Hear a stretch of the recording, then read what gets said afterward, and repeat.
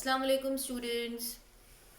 As you can see, we are going to start a new chapter, that is chapter 8, height and distance. Chapter को start करें, इसके बारे में discuss करें उससे पहले हम कुछ टर्म्स है इससे रिलेटेड उसके बारे में बात कर देते हैं. तो सबसे पहले तो दो टर्म यहीं पे लिखे गए हैं, height and distance. Always remember whenever you heard the term height, जब भी आप ये टर्म सुनते हैं ना हाइट, इसका मतलब ये है that you are finding a distance which is making an angle of 90 degree to its base. Height का मतलब है परपेंडिकुलर. इन शॉर्ट हम क्या कहेंगे, हाइट क्या है, परपेंडिकुलर. अगर आप इसे जनरल एग्जांपल्स में कंसिडर करते हैं ना तो देखो when you go for shop, any shop, let's say for your school uniform के लिए आप जाते हैं, आपको स्टिच करवानी होती है. So they take the measurement. when they are taking the measurement and in between when you start leaning down, आप नीचे को झुक के कभी एक बार देखने की कोशिश करते हो. so what they used to say, come on stand straight. आपको स्ट्रेट खड़े रहना है. उसका मतलब क्या हुआ कि you are making an angle of 90 degree with the earth. आपको एकदम स्ट्रेट खड़े रहना होगा. इसका मतलब क्या हुआ कि आपको अर्थ से 90 डिग्री का एंगल बनाना है. सो that means height is clear. जब हाइट की बात कर रहे हैं तब आपको एक परपेंडिकुलर डिस्टेंस, तो परपेंडिकुलर लाइन आपको लेनी ही है. एंड द डिस्टेंस, अब डिस्टेंस किन के बीच में हो सकता है. If I am just rubbing this, देखो डिस्टेंस इस पॉइंट से इस पॉइंट का हो सकता है, ठीक है. डिस्टेंस इस पॉइंट से इस पॉइंट का भी हो सकता है. अब इस क्वेश्चन को, इस चैप्टर को हम आगे बढ़ाएं तो उससे पहले चीज़ याद रख लेनी है हमें एक डायग्राम में जो हमेशा हमें बनाना होगा, वो डायग्राम होगा एक राइट एंगल ट्रायंगल. हमेशा आपको एक राइट एंगल ट्रायंगल बनाना है क्योंकि हम बात कर रहे हैं हाइट. तो दैट मीन्स हाइट क्या 90 डिग्री आनी ही चाहिए, है ना. हाइट में क्या 90 डिग्री आनी ही चाहिए. So always you are going to make an right angle triangle, and as it is making an right angle triangle a 90 degree angle, that means we are going to use trigonometric ratio.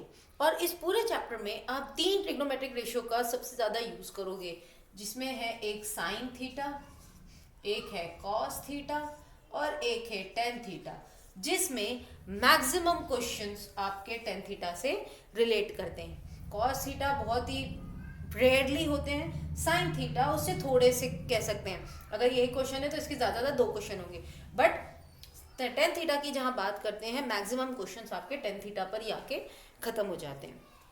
Okay, so that means the value of these 3 thetas should be known. अब वो 3 कौन कौन सी values हैं as per the syllabus deduction. Syllabus जिस तरह से आपका डिडक्ट हो चुका है, इस डिडक्शन के अकॉर्डिंगली आपको सिर्फ और सिर्फ थीटा यूज किए जाएंगे 30, 45, 60. सिर्फ ये 3 थीटास के बारे में ही आपको पूछा जाएगा. Sine 30, sine 45, sine 60, cos 30, cos 45, cos 60 और टेन 30, टेन 45, टेन 60. आपको ये वैल्यूज बस दिमाग में रखनी है, लर्न रखनी है, और आपका पूरा कंप्लीटली चैप्टर्स कवर हो जाएगा. इससे रिलेटेड ही आपके क्वेश्चंस होंगे, इन थीटा से रिलेटेड ही क्वेश्चंस होंगे. अब बात आती है कि ये थीटा बन का रहा है. ओके, सो ये थीटा से रिलेटेड अब हम बात करेंगे 2 main important terms about this chapter, that is angle of elevation and angle of depression. So let me just make an sign. Let's say this is a building. ये एक building है, ठीक है, and you are standing somewhere here, ठीक है. This is your let's say eyes. Okay, so that means अगर ये eyes है, आप यहाँ से, let me just make it clearly, आप यहाँ से उसे देख रहे हैं. Okay, this is a point from where you are watching, and this is what a building. ये क्या है, बिल्डिंग है, तो आप देख रहे हो इस बिल्डिंग के टॉप को, इस बिल्डिंग के क्या कर रहे हैं आप, टॉप को देख रहे हैं, क्योंकि ये बिल्डिंग है तो जाहिर सी बात है, and if this is the surface of the earth so it will make an angle of 90 degree, ठीक है। अब जब यहां से आप देखते हो इस पॉइंट को,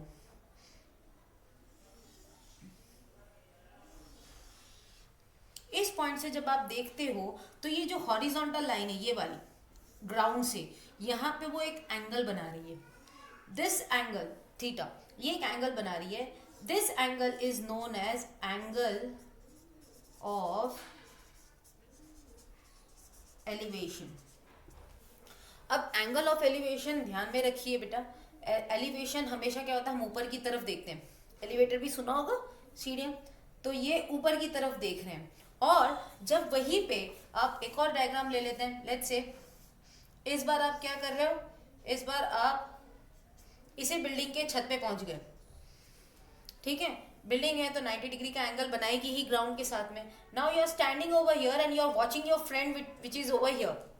अब क्या कर रहे हो, अब जब आप ऊपर से नीचे की तरफ देख रहे हो तो ये भी यहाँ पे भी एंगल बनेगा विद द हॉरिजॉन्टल लाइन। अब हॉरिजॉन्टल लाइन किस तरह से, जैसे यहाँ पे था तो हॉरिजॉन्टल लाइन आपकी क्या हो गई, एक अर्थ का सरफेस हो गया, but over here we are not finding any straight line, no, so we just make an imaginary line. ये हम एक इमेजिनरी लाइन, स्ट्रेट लाइन बनाते हैं, और यहाँ पे जो ये एंगल बनता है ना, this angle is known as angle of depression.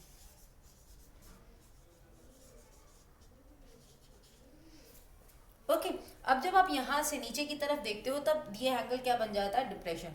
बस कमाल की चीज ये है कि angle of elevation is always equals to angle of depression. कैसे, देखो ये एक पैरेलल लाइन है, सॉरी पैरेलल क्या, ये एक स्ट्रेट लाइन है, ये भी एक स्ट्रेट लाइन है, और हम क्या कह रहे हैं, हॉरिजॉन्टल लाइन से बना रहे हैं, तो ये लाइन और ये लाइन कैसी हो जाएगी, पैरेलल हो जाएगी। तो ये वाला एंगल और ये वाला एंगल किस तरह के हो गए, alternate interior angle, and we know these alternate interior angles between the parallel lines are equal, and that is why angle of elevation is equals to angle of depression.